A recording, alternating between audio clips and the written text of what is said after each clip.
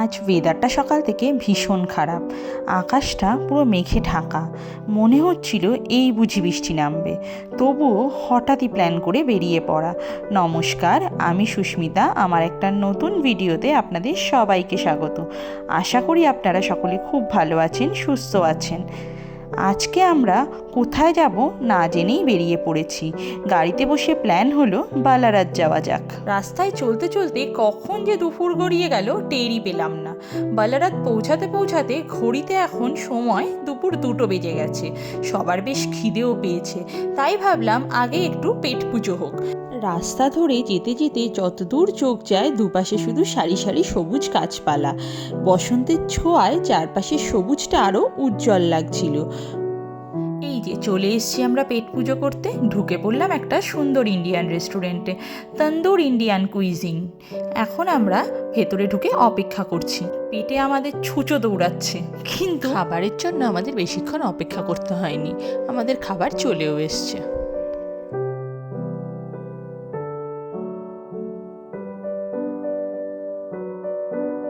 খাওয়া দাওয়া শেষ করে প্ল্যান হলো বালারাতে সভারিন হিলে ঘুরে আসা যাক, কিন্তু ঠিক তখনই শুরু হলো টিপটিপ বৃষ্টি।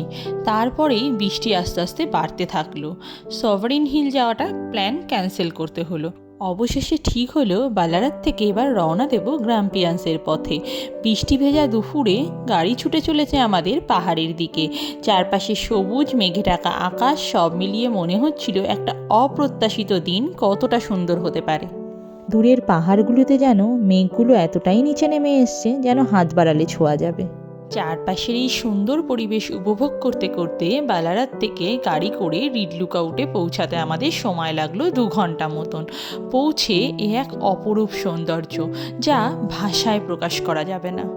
চারপাশ ঘিরে মেঘে ঢাকা আকাশ, সূর্যের আলো আজকে একেবারে নেই বললেই চলে। মেঘের ঢেউ পাহাড়ের গায়ে ভেসে চলেছে, আর নিচে ছড়িয়ে আছে অসীম সবুজ জঙ্গল। সব কিছু যেন কুয়াশায় ঢাকা। দূরে ওই নীলচে পাহাড়ের সারি মেঘের আড়ালে লুকোচুরি খেলছে। নিচে সবুজের সমুদ্র যেন আরও গভীর থেকে গভীর হয়ে যাচ্ছে। মেঘলা দিনের নিস্তব্ধতা চোখে নয়, মনেও স্পর্শ করেছে। চারপাশটা এত শান্ত আর নিস্তব্ধ, মনে হলো যেন এই পাহাড়গুলোর দিকে তাকিয়ে ঘন্টার পর ঘন্টা এখানে বসে সময় কাটিয়ে দেওয়া যাবে।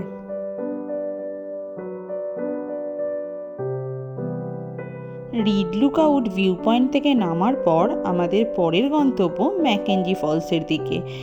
রাস্তায় যেতে যেতে পাহাড় আর গাছপালায় ভরা সুন্দর প্রাকৃতিক দৃশ্য উপভোগ করতে করতে আমরা ম্যাকেঞ্জি ফলসে পৌঁছেও গেছি। অতনুদা মিষ্টিকে ওপর থেকে ম্যাকেঞ্জি ফলসের ভিউটা দেখাচ্ছে। মিষ্টি সেটা শুনে কি বলছে আপনারাই একটু দেখুন। ছোট ওয়াটারফলস।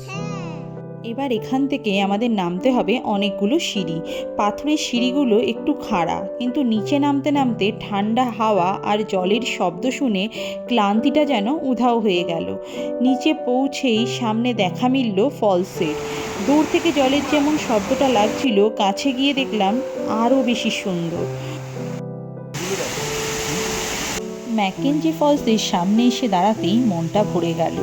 উঁচু জায়গা থেকে জল নেমে আসছে জোরে, শব্দে চারপাশটা গমগম করছে। ঠান্ডা হাওয়া আর জলের ছিটে মুখে এসে লাগছে, বেশ ভালো লাগছে। দেখতে দেখতে সময় কেটে গেল। একটা আলাদা শান্তি আছে এই জায়গাটায়। প্রকৃতির মাঝে এমন মুহূর্ত সত্যিই মনে রাখার মতন।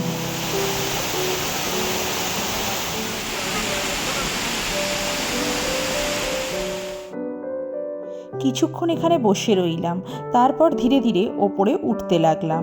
ফেরার পথে দূরে কয়েকটা ক্যাঙারু দেখতে পেলাম।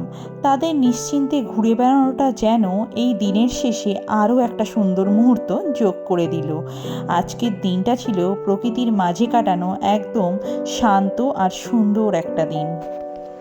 সন্ধে হয়ে আসছে, এবার বাড়ি ফেরার পালা। ভিডিওটা আজকে এখানেই শেষ করছি।